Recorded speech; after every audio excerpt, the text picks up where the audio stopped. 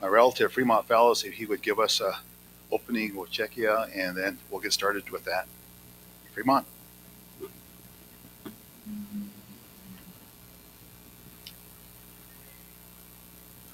Oh, Tunkashila, Wakantraka, Eake, Ampetuya Kokele Ampetuki Wapila, Hechalo Tunkashila. Na kele ampetuki wana, Ominichole Uki Octekele, Yakuku Imungla Kokta Hechi Tunkashila, Le Ampetuki, Woyukchana, Wokachne, Waste, Unichila Pelot Tunkashila, Hechelukija Tukata Kele. La kota tuktektel oyank kukile na trokata ke tagani shicha ki ponchipsne tayan oyank ke na tayan waste uchimpe lo tronkashela na kele apeto ke tronkashela leltona omanichu hiu kele apeto ke tronkashela wo ke na wichozane waste onichi la pelo tronkashela na le apeto kele na onshia hoalo o mitake oyasi.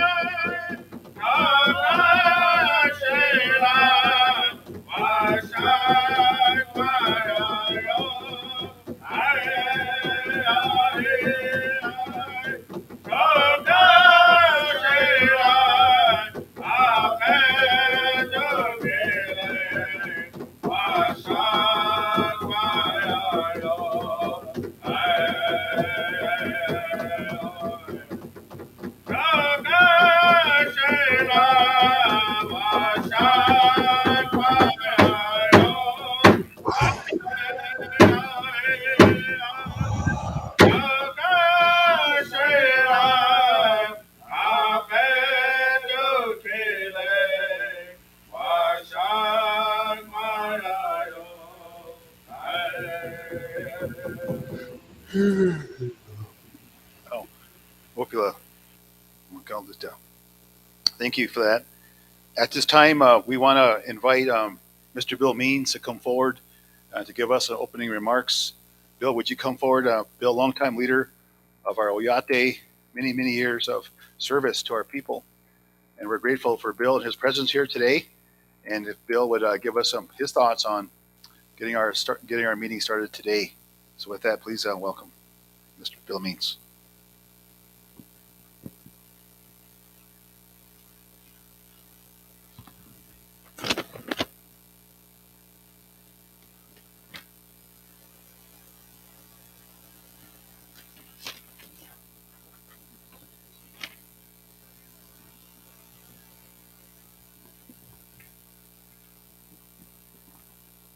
Amedak Ripi en particular chante mawase na prechi lo ihani washte.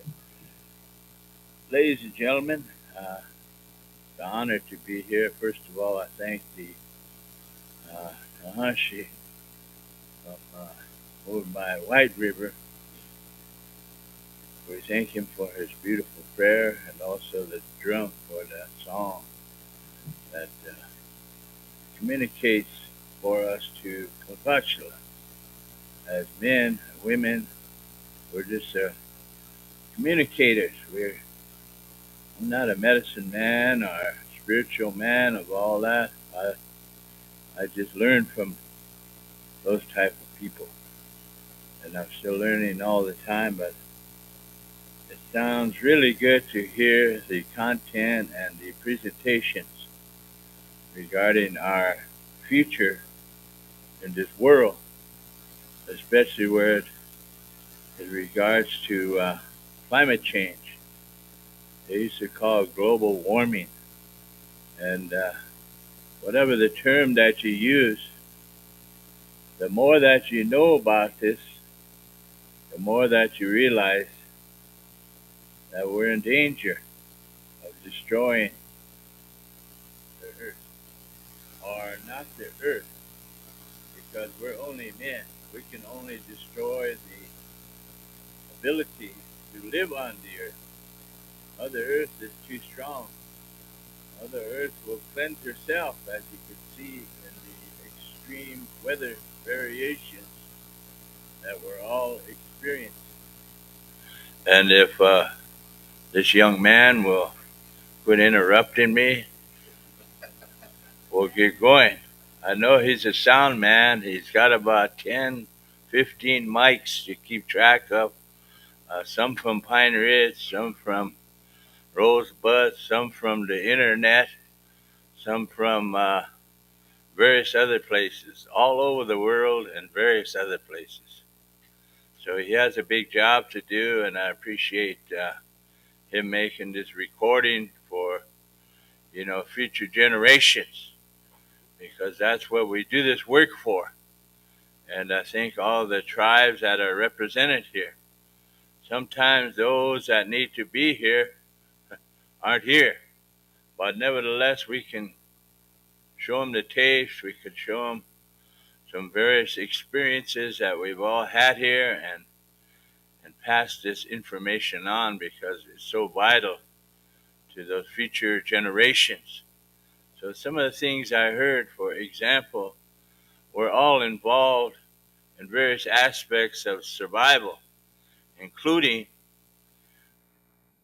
buffalo.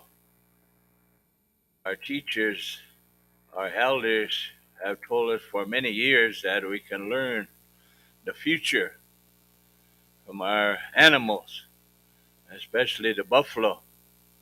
I have the honor of working with our tribe, the Oglala, and various other tribes, including Lower Brule, Rosebud, uh, Fort Thompson, Cheyenne River, all these people that are reviving the relatives of buffalo.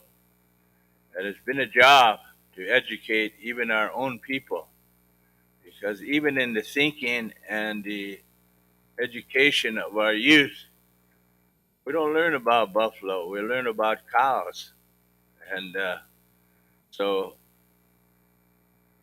education itself is learning a lesson that we need to learn from our indigenous peoples, because these are the teachers. These are the survivors of the environmental crisis that has been brought to us by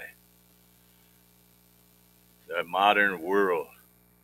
And so we appreciate this information, the willingness for tribes to get together, pass this very important teaching, the future of our people, the future generations. So we thank Phil, we thank all those sponsors that have come here to lend their support, but also the tribes. There's 500 and some readily recognized tribes just in this country. So we have our friends, indigenous people. There's 80 million indigenous people in this world. And so we're not an insignificant minority that a lot of people would have us believe. We are a growing visibility in the world as teachers, because people are beginning to depend on us, because we live and have survived with nature for all these generations. And so we have something to teach the world. I found this out while I've been working at United Nations. They depend on indigenous people to help tell the future what's coming.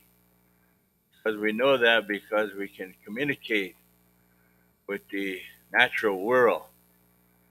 We don't have to read everything out of a book because the educational world and the white thinkers of this world, they have an idea that if something is written down in black and white, it inherently has more truth to it. And so our people believe in the oral history of communication.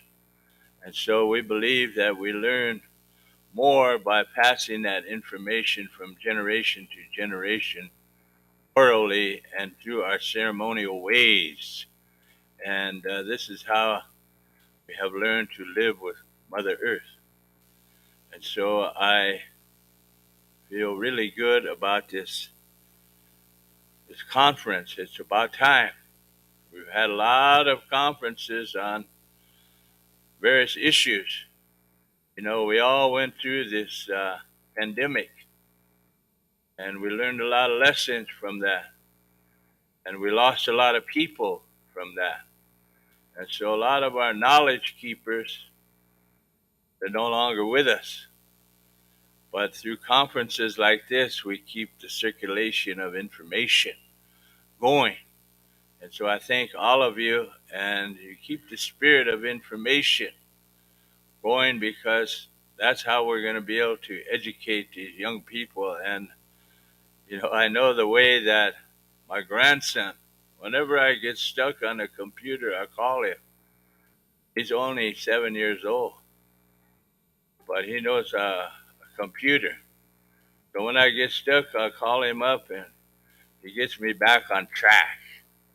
And that's pretty good to see because that means that we have the ability to communicate that we didn't have before. And I see the future many times through his eyes, his questions, and the things that he tells me and asks about. So the future is in good hands. I see some young people, presenters from all walks of life. Some are very well educated. Some come from a traditional perspective. You heard from some of our most powerful spiritual leaders yesterday, and they gave you a glimpse into the future. And so we still have those people to learn from, but the future looks bright. I feel very confident in the next generation of our people because they're learning things that we didn't have access to or we didn't learn in our lifetime. So the information is expanding. The effects of this environmental crisis we're in are becoming more clear every day. And people are beginning to think about when they look at their grandchildren, what are we going to leave them? What do they have in their future? What does survival look like in their world? And sometimes we get worried, but on the other hand, I feel very confident in these young people. You'll meet some of them today in the presentations. So we thank again Phil and the uh, Treaty Council from Rosebud, Sichangus, for bringing us together, taking the lead, because a lot of us are interested in this, but sometimes we got to have a little shake. We got to shake the chair, shake the building, shake the teepee in order to wake our people up sometimes. So I thank all of you for coming. I look forward to continuing the flow of information from this conference. Take some notes, take the information back with you. And it's wonderful to see so many people have the concern and the idea of indigenous peoples uh, leading in this effort to survive the natural world, to make a place in this world for natural thinking for the future generations. Oheche tulo mitako ye oyasi. Ahu.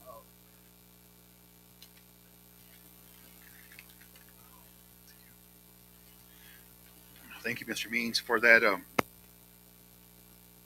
well-spoken open remark for us to get started today. We we'll have a morning session of the Western Science approach to what's happening on climate change in our region, and we're all happy that we have the ability and capability to bring in speakers who've been working with us on climate change and the tribes.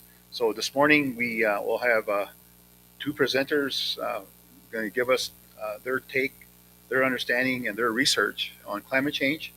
We'll also have a presentation on some of the social science aspects of climate change impacts. And so we're looking forward to a good morning.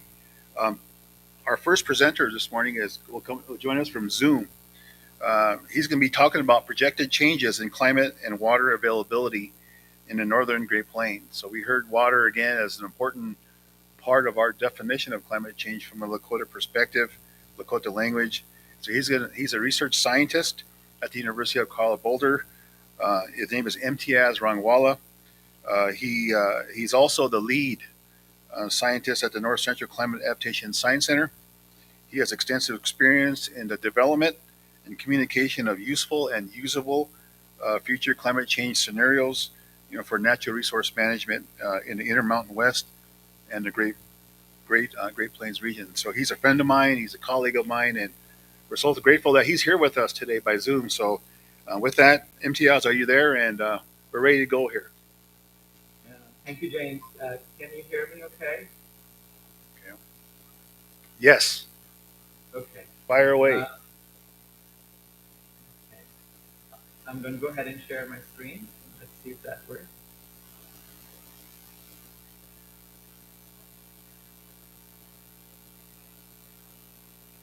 Can you see my screen? Looks good. Looks good, MTIs. Great. Well, thank you again, James, Bill, and thank you for the opportunity to present in this conference. It's really a great honor to be here. Before I start, I want to offer my respects to the elders and the distinguished guests in the room. As James mentioned, I'm from Boulder. Just speaking from Boulder right now. I work in Boulder, our traditional lands of the Arapaho, Cheyenne, and the Ute people, among other indigenous people who have deep relationships with these lands. So I'm going to talk about what we can expect in terms of changing climate and water availability in the northern Great Plains, and I'm hoping that my presentation will complement what Doug Clark presented yesterday and what Laura Edwards was presenting right after me. So I'm going to look at what's coming, but also kind of give an indication of what's actually happening. But before I do that, I would like to briefly touch on this topic of global climate crisis, and different speakers have addressed this, and in terms of how critical this issue is for us and how urgent this is for humanity. So, giving you a brief overview, one of the main causes of this crisis comes from the rapid increases of greenhouse gases in our atmosphere. And this graph on the left basically shows greenhouse gas concentrations and the primary greenhouse gas, which is CO2, carbon dioxide, going back 2,000 years. So if you see for the last 2,000 years, we've been pretty stable, close to 270 parts per million. And suddenly, the beginning of 19th century, we really started to emit rapidly and increase this concentration rapidly in our atmosphere, especially since 1950. There's been a sharp increase in the greenhouse gas. So, human activities have really rapidly increased this concentration and changed the chemistry of our atmosphere. And one thing with CO2 is once you put in the atmosphere, it just stays for hundreds to thousands of years, and that's the big concern. We cannot remove it out of our system very quickly. So right now, our concentration is moving between 415 to 420 parts per million. That's a very, very large number. Um, and the concern here is that if you look on this figure on the right, is that as you add more of these greenhouse gases in the atmosphere, it traps more of this energy that would otherwise escape to the space. And so what we are doing is we are trapping more of the heat in our climate system. And that is not trivial. And so if you look at the amount of heat we have been accumulating, it's a lot of heat. So since 1970, we have accumulated close to 5 billion of the Hiroshima atomic bombs worth of heat in our system, in our climate system. So 5 billion, the B, billion with the B. And I remember Doug Clark mentioning in his talk that last year, a lot of heat got accumulated in our ocean. The heat content of our ocean uh, went up by a significant amount, and so again, the number here is that our ocean absorbed close to 7 atomic bombs worth of heat every second last year. And ocean is actually absorbing much of the heat that is trapped by the Earth system. It covers 70% of the surface area of the planet, and actually drives much of our climate and weather, and that's why ocean is important. So again, just making the point that a lot of heat is getting trapped in our climate system, and that drives changes in our climate and extreme weather across all regions on the planet. Just another graph making the same point about changes in the heat content of the ocean, and this is just I think one of the most important metric out there to look for climate change, in my opinion. And basically, it just shows a very clear trend that the ocean is heating, and more rapidly in recent times. It's a great concern for us, and clear evidence that climate is changing. So, looking into the future, what tools do we have to look into the future? And one of the tools that we tap into quite a bit are what we call our global climate models. More and more, we are calling them the Earth system models. And so these are very sophisticated models. There are different modeling centers across the globe, more than 20, that develop these models, and we take information from all of these models and bring them together to kind of make sense of what our future could look like. And we are developing more and more confidence in the information coming out of these models. And the projections coming out of these models, we don't use the word predictions, we say projection scenarios of climate change in the future. And that's what comes out of these models at global to regional scales. And for the last several decades, we've been looking at the information coming out of these models, and they've been pretty consistent, and that gives us confidence in much of what the future climate trends could look like. So I mentioned about the climate change that has already occurred, and if you look at this graphic here, it's a little light here, but what it shows is global temperature change since the 1950, and the line in the blue basically shows how much we have warmed. So we have warmed our planet close to 1.1 degrees Celsius, so it's just a little over 2 degrees Fahrenheit. So that's global. And the other colored lines show where we can go based on these climate models I was just talking about. And the global community has said, uh, to avoid effects of very dangerous climate change, we should keep the global temperature below 1.5 degrees Celsius. Um, there before that we've been thinking let's keep the climate under 2 degrees Celsius, but I think the community has said 2 degrees not that safe. But there are very few scenarios that of emissions that take us that keep us below 2 degrees or 1.5 degrees. Only one scenario of our future, how we, our future um, emissions, would look like, and that could keep us under 1.5. The story, I mean, so the point I want to make is we have to work very hard to keep our emissions uh, very low to meet these targets. And anything about 2 degrees, we get into very dangerous territory. Um, and, you know, no matter which route we take, the medium emissions or low emissions, we will be impacted by effects of climate change. And the issues of food and water security and habitat loss and ecosystem transformation will be some of the major challenges caused by climate crisis.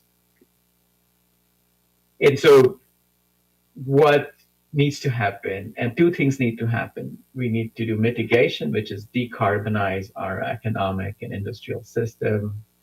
Um, and we need to adapt to the climate that has already changed and is expected to change. And that adaptation is really increasing the resiliency at our local, regional, and national scales, and even global scales.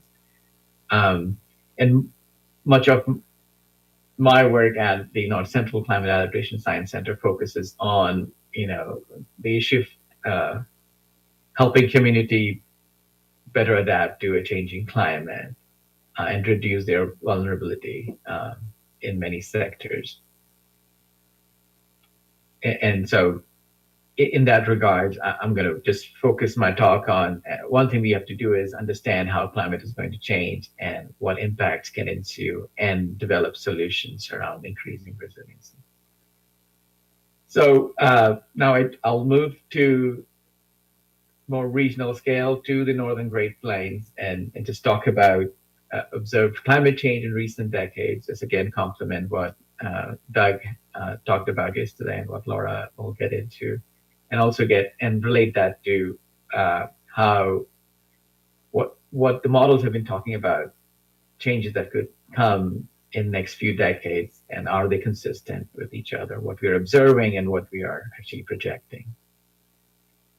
And also, I just wanted to mention a lot of this information comes out of that I want to share comes out of this project that we have recently finished called the Grassland Synthesis Project at the North Central CAS.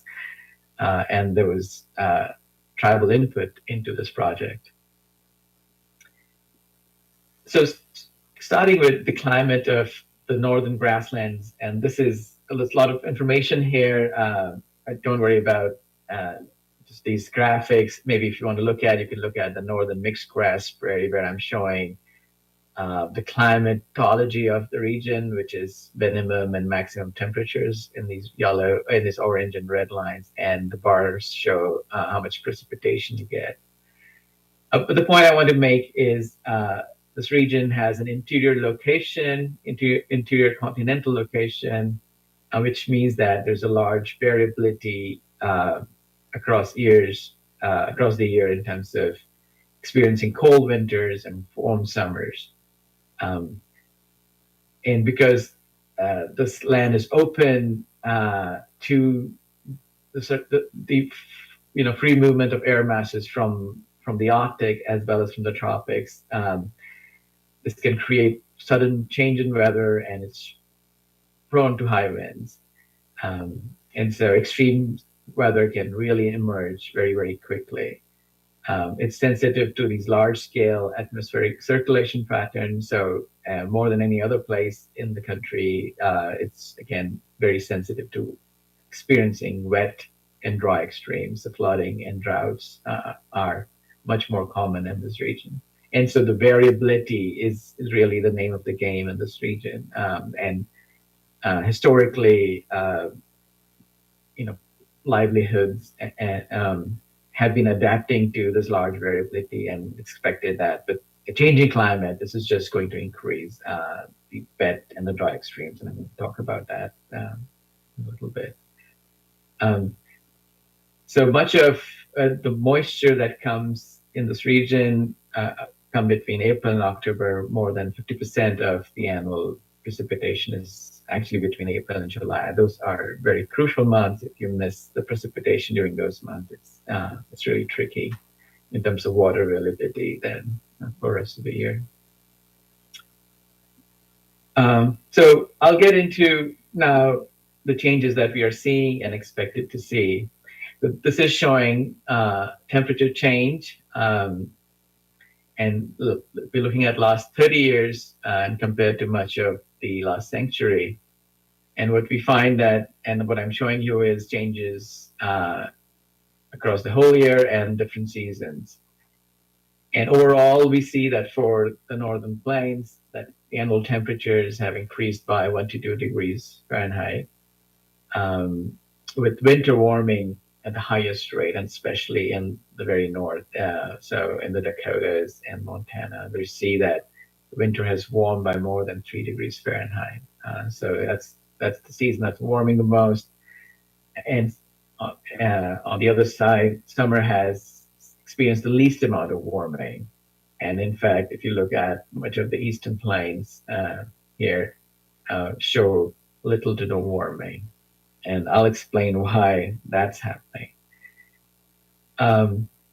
So when you look at precipitation, that kind of explains why we're seeing less of that warming in summer.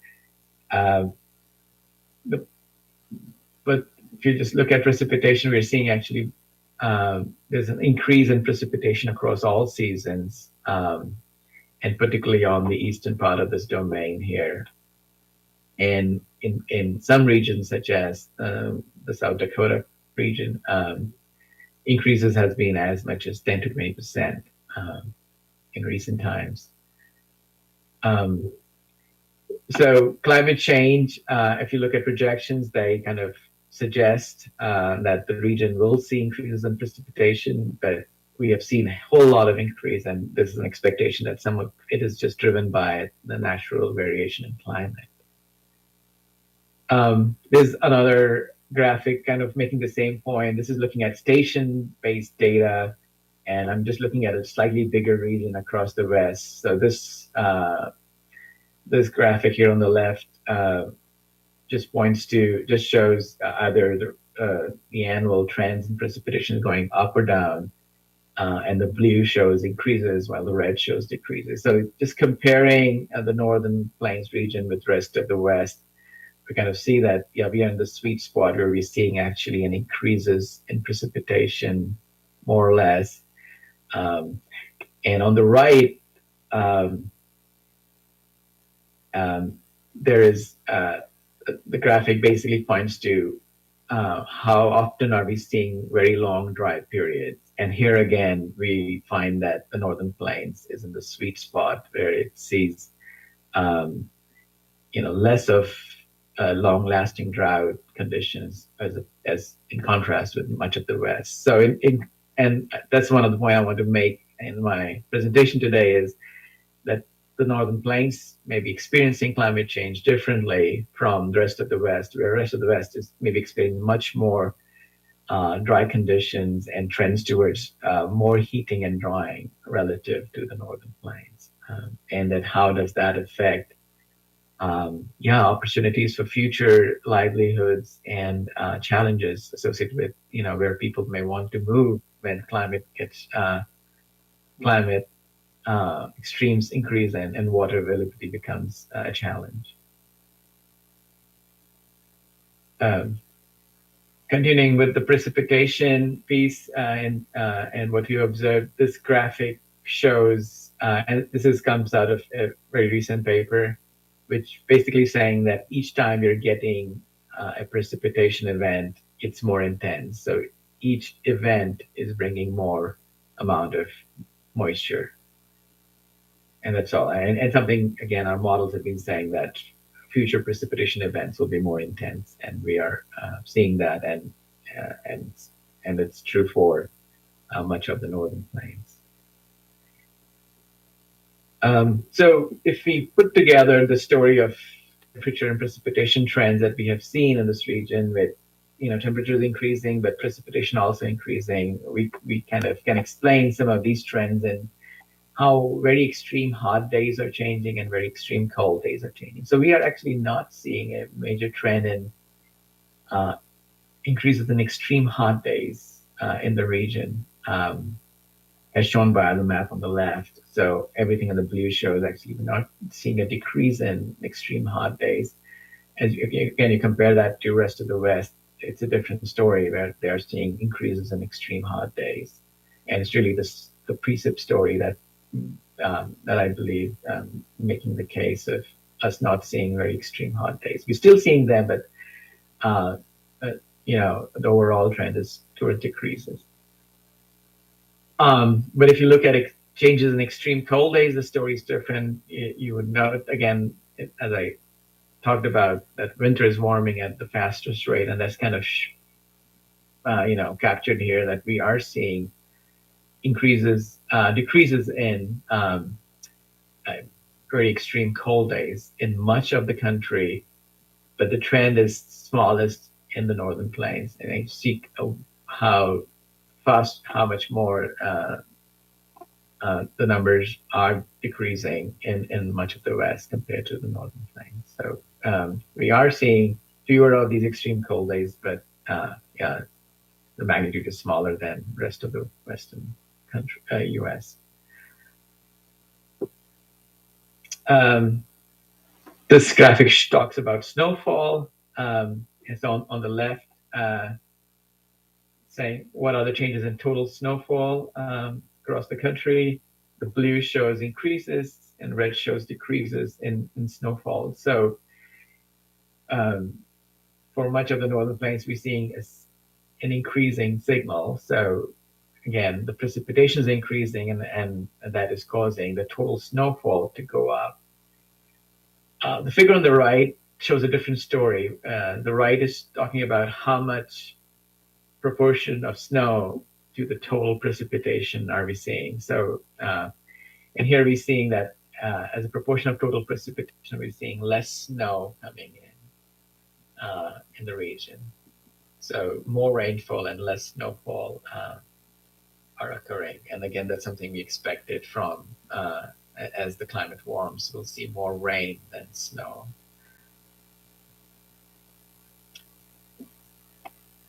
So what are the impacts on our ecosystems? And there's a couple graphics I want to show about that. Again, this is what we're actually observing. And the left graphic on the left talking about the changes in the length of our growing season. So for our northern plains, we see that the growing season has gone up anywhere from 10 to 20 days, increases in anywhere from 10 to 20 days a year or more. And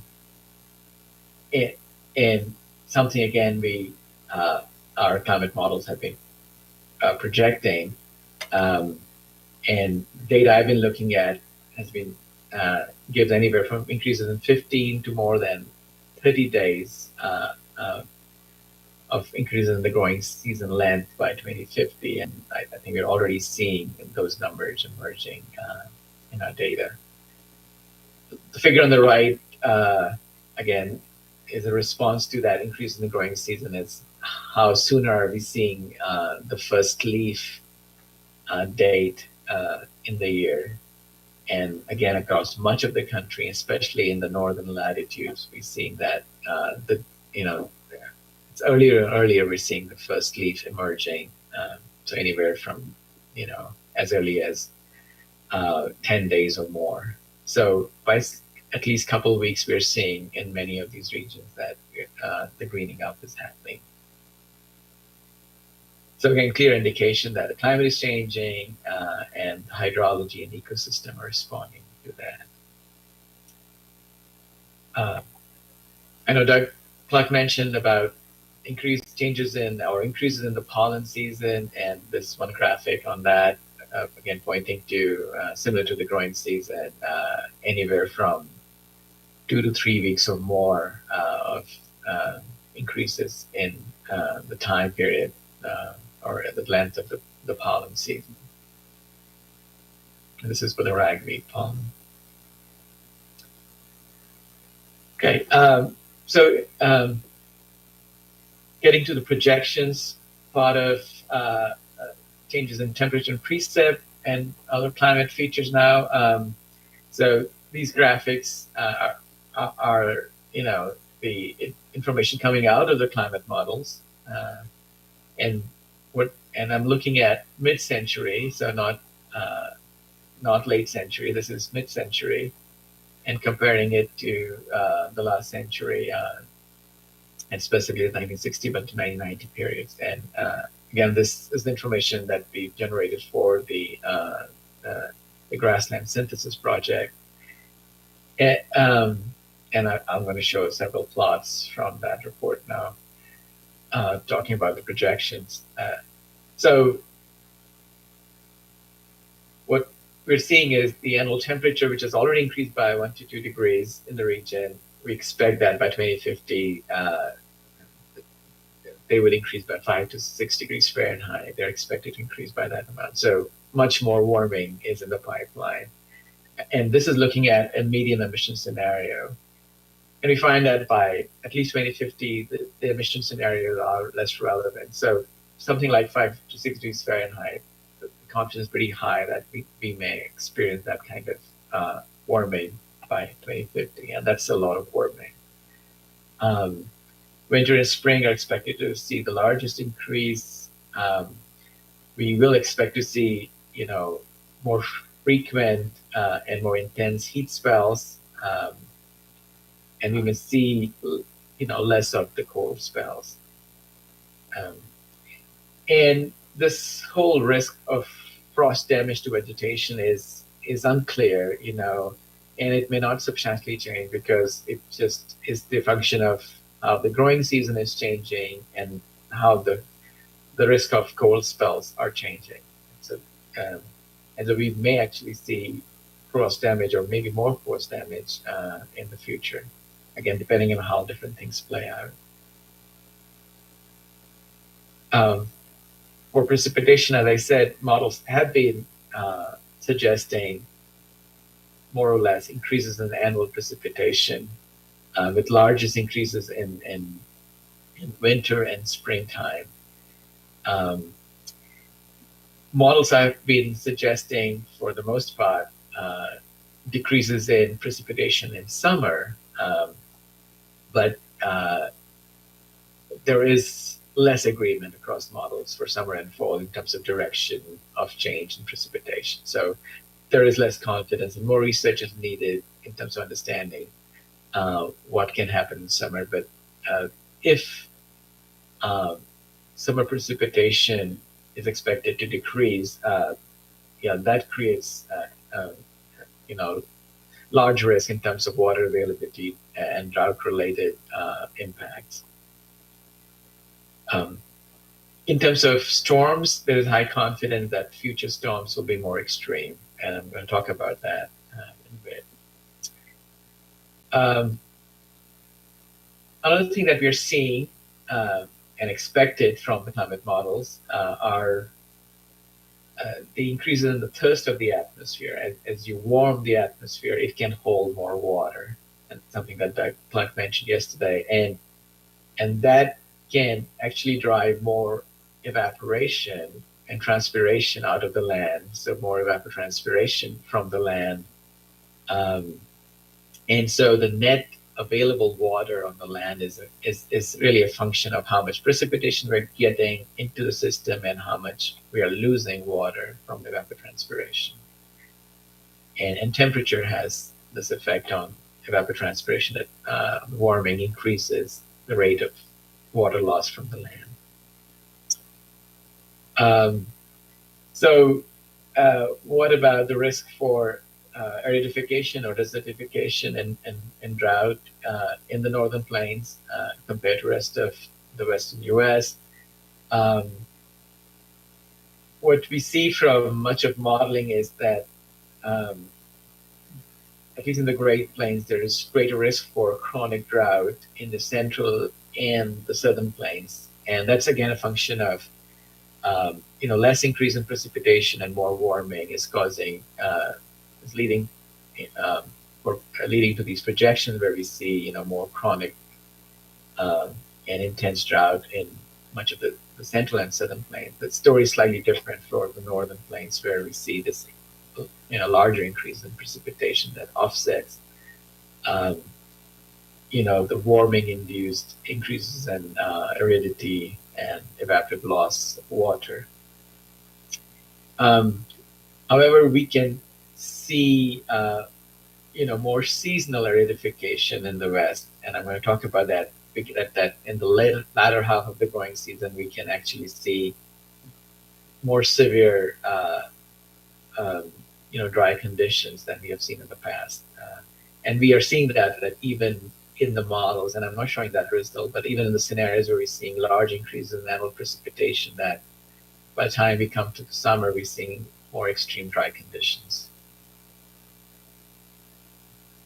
So, we can actually see the climate change in a way where we are seeing both more greening, and more drying in the future, where, as the growing season increases and the earlier greening is happening in an atmosphere where there's more CO2 available and more CO2 promote more vegetation growth, among other things. Um, and so we can have the scenario in the future, and there's like medium confidence that we'll experience something like that. That we'll see more vegetation um, and more greening in the earlier part of our growing season, and the latter half of the growing season we actually can see greater drying. So just within a year, we can see these very extreme condition in terms of what the landscapes look like. And that could lead to interesting opportunities and challenges, including, how the wildfire risk may change in the region, where we may have a lot of biomass growing in spring, and if that stays in the summer, late summer and fall, and dries out, it can create um, some intense wildfire risks. We may also see increases in the risk of flash droughts. So even though the northern plains region can see more uh, precipitation coming in, and maybe fewer days, uh, fewer consecutive dry days. Um, but because the atmosphere is extremely dry, when we have when we experience consecutive dry days in the future, or longer length of dry conditions, um, we can see drought emerge very, very quickly. And I'm showing here maps from the 2017, what you call the 2017 flash drought in the northern plains, as an example here. Um, and before we went into this drought, we were in a 10-year period of extreme wet conditions. So getting into this drought was a surprise for many people, because this was one of those NOAA billion-dollar disasters um, that occurred. And this drought happened very quickly and went away very quickly, but created a lot of impact. And so studies are showing that across the globe, droughts are developing much faster in recent decades. And I think that risk just goes up and up as a warmer and drier atmosphere is sitting on top of our land. Anytime we have long periods of dry conditions, we are in the risk of really getting into a drought very quickly, and that drought intensifying further if the precipitation does not come.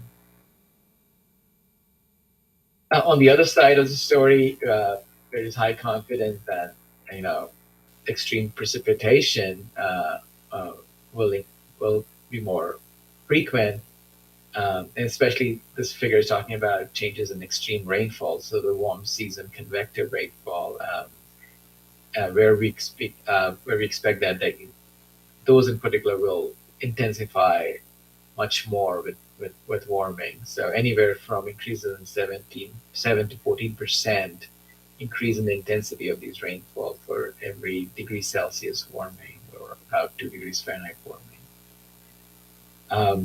And with that, the risk of flooding is also expected to increase in the future. Um, and so regarding the winter storms, the story is kind of similar. We also expect that winter storms are expected to be much more stronger, which means stronger blizzards.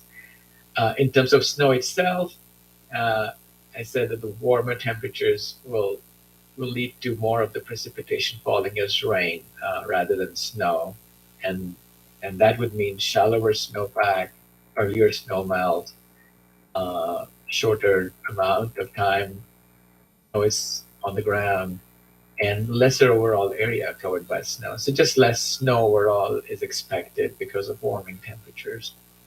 Um, and in these winter storms, we have just less confident in terms of how winds will change. But we expect, just more extreme precipitation to occur in these storms. Um, Getting to other aspects of water availability and stream flow, I know is a big concern in the plains, and tribes often talk about water availability, water in the streams. So what we are seeing in terms of recent trends, and this is looking at the map of the whole Missouri Basin, uh, that looking at different parts of Missouri Basin, the story is different. So in the upper, uh, the upstream area of the basin, especially in the mountainous region of the basin, we are seeing actually a decrease in the flow. And also in the very southern part of the basin, we're seeing a decrease in the flow. This is the Platte River region. But in the eastern part of the basin, we are seeing an increase in annual runoff. And again, this is reflecting the increase in the precipitation that's happening in this region as opposed to these other regions. And the expectation is that will continue. So if you look at projections from these downscale hydrology models, what we see that, if you look at, here are the results from 31 models, and they kind of point to increases across much of the basin in annual runoff. And so anywhere you see green are increases, and brown are decreases. So this is, the big map is showing results from, of all models. And then here on the right, talking about we're just looking at 20% of the very wet models and 20% of the very dry models. And again, you see that, if you just pick specific scenarios, there are differences where you see much more increases if projections are wet versus um, in times in climate projections where you do not see as much increases in precipitation. In the future, you'll see decrease in runoff. But more than these mean changes in stream flow, um, it's the extreme events and large variability across years which will have greater influence on water availability in the region. And so year to year variability, we're already seeing that in the region with some large flow, extreme flow, and flooding in some years versus very little flow in other years.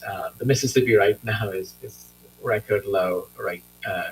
You can walk across Mississippi in many parts of the country. Um, so, yeah, so this very wet to very dry is something we'll have to deal with, the changing climate. I want to touch a little bit on the groundwater. I would imagine Sayed Haq is in the conference, and Mr. Haq knows more about these issues. We are seeing that, at least when you look at the Oglala aquifer, much of the depletion has happened in the central and the southern plains, with much less in the northern plains. In fact, some regions have we've seen increases in the water levels in these regions, or no change. Um, but there's probably some good news for groundwater emerging from these models, which are showing that even though there may be a lot of disagreement across models, in the mean uh, results, if you just focus on the mean results, what they're showing is that at least in the northern plains, we see increased recharge of the groundwater, and so all these processes with increases in winter and spring precipitation, more of the precipitation falling as rain than snow, and even these increases in extreme precipitation events. All of these actually help with recharge of groundwater. And so at least these models are showing that um, by both mid-century and late century, we may see that at least the groundwater is recharged well. And of course, this is just the climate story. How humans are extracting and the water is the different part of the story, and that could determine, uh, the net level of groundwater in the region. So, will we change our livelihood practice to extract more water in the future? There's a big question. Um, I'll, you know, so there, uh, this figure talks about future changes in, wetlands and lakes in the region, and more recently, the large precipitation events have, kept the soil moisture very high levels, and a lot of runoff has happened in these wetlands and lakes. So they've been doing well, but uh, but projections show that warming and increased precipitation variability can actually lead to fewer of those storms in the future. So it's interesting to see, like, does the current trend hold in terms of this intense precipitation or increase in precipitation we've been getting, and how the net effect of warming versus change in precipitation will play out. Um, so, but there's the expectation that extreme events will keep water in these wetlands and ponds, but combined with these intense droughts in between, can compromise the water quality in these ponds and lakes. Um, just one slide on wildfire. We expect that the wildfire frequency and size to increase, and but and as I said earlier, because of the swing between very wet and very dry conditions, we can see high severity in these grasslands fire in the future. We're also seeing that, at least from the models, that the prescribed windows for doing fire may decrease. Um, on the positive note, how we graze our land can really alter fire characteristics and reduce risk. Um, so I talked a lot about different aspects of climate change, and something we do at North Central Climate Adaptation Science Center is to understand how these different climate change scenarios, what kind of impacts they will create, and that's not a trivial task. There's a lot of complexity in our climate system, in our ecological system, and there's uncertainty in terms of how climate will change, and there's also lack of understanding, uh, despite all we know in terms of how climate relates to ecology. So uh, uh, at North Central CAS, we collaborate with different experts to kind of better understand how climate change will occur and what impacts it will produce. And we kind of really follow this model of doing a participatory assessment of these things, bringing in experts from all walks of life around talking about a specific system or sector and impact to that, and also developing strategies and and exploring what actions will be robust for adaptation under those changing climate scenarios. Um, yeah, and so we really want to, one thing I want to say is really want to engage more and more with tribes to understand the important issues that concerns the tribe, and just in a participatory manner develop these strategies. Um, and I'm hoping people like James, Stephen, and Kinzer, who will speak later today, um, uh, we rely on them and be deeply involved with them to kind of to do that in coming years. Before I stop, I just want to point out to a couple different tools, especially for the younger audience in the room, and that I use quite often. Doug Luck talked about climate at a glance, which I use quite a bit. And so one of the tools I want to mention is the climatetoolbox.org. If you want to look at some of the stuff I presented today in terms of recent climate trends in your regions, you can look at, just point location to your county, to a watershed. You can use many of these tools in there, which talks about both the recent observation and future projections and scenarios. So that's a pretty good tool, and I highly recommend. And this is another tool that we have developed in collaboration with our partner at Western Water Assessment, which is the climate dashboard, which tells you about current conditions, current climate conditions, and conditions associated with water availability. So it has conditions on temperature, precipitation, drought, water in reservoirs, streams, etc. So again, a very good tool. So if you just type Rocky Mountain High Plains Climate Dashboard in Google, it should lead you there.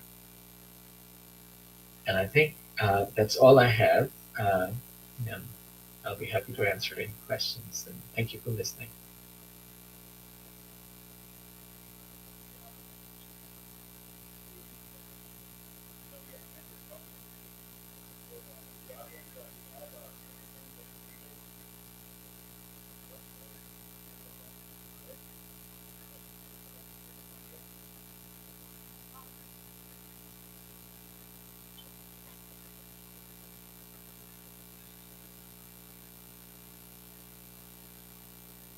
Thank you. You mentioned that the projected increase in the plains was going to be 5 to 6 degrees Fahrenheit. I'm never so good at transferring Fahrenheit to centigrade or vice versa, but that seems to be higher considerably than the goal of the Paris Agreement, which was to hold temperature increase to 1.5 degrees centigrade and no more than 2. And of course, as you know, the IPCC, the international body of scientists dealing with projections on climate change, project that at even above 1.5, let alone 2 degrees increase, that the impact on ecosystems and the lifeways of indigenous peoples and our food systems would be devastating. And of course, those increases are higher in the Arctic. So, can you comment on that, please? Thank you. Yeah, thank you. That's a great question. I'm glad you asked it because um, what the IPCC is talking about is global temperature change. And so 1.5 degrees Celsius and 2 degrees Celsius, that's two different markers. and the big aspiration is to keep it under 1.5, and that'll be very challenging. Um, Also, about converting Fahrenheit to Celsius is easy in terms of change. You just divide it by two, just half it. So when I say 5 to 6 degrees Fahrenheit at regional scale, it'd be close to 2.5 to 3 degrees Fahrenheit. But you make a good point that the change at the regional scale of even close to 2.5 to 3 degrees Celsius is more than what IPCC is saying for the global. Um, uh, so so that's the difference between the global and the regional. That even if we keep uh, temperature close to 1.5 Celsius or 2 degrees Celsius warming globally, we will still see more than that temperature increases regionally across parts of the world. Like Arctic has already warmed up more than 2 degrees Celsius. Many parts of the US have warmed more than 2 degrees Celsius. So regionally, you may actually see more warming than 2 degrees Celsius.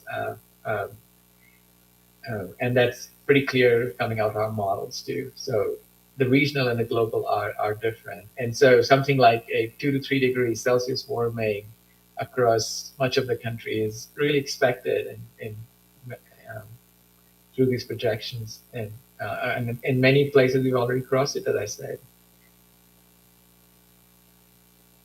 Thank you, MTRs. Any other questions? We'll have one more time for one more question. Yes, sir. Just use your microphone and identify yourself and your organization, please. Hello, my name is Christopher Curl. I'm just a local guy. And I was wondering, I seen on the projections on some of the graphs that was medium emissions. Is that like all across the board that these projections were drawn out? Yeah, a great question again. And the medium emission is taking, when you talk about these medium emissions, there's nothing good about medium emissions. There's high confidence that we may follow these medium emission trajectory, but that leads us to a world that's warmer than 2 degrees Celsius end of the century. So anywhere close to 2.5 to 3 degrees Celsius warming. But yeah, by mid-century, as I said, it's not much of a difference between are we following a high emission or medium emission trajectory?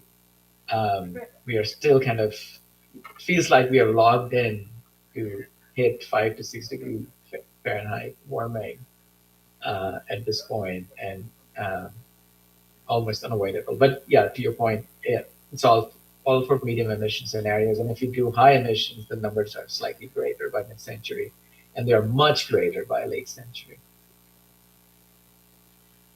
Well, thank you, MTRs. And again, thank you for your presentation. It was very informative. And again, we appreciate your time with us today. And we're looking forward to for you and the North Central Climate Adaptation Science Center working more closely with the Oceti Sakowin tribes. So thank you, MTRs.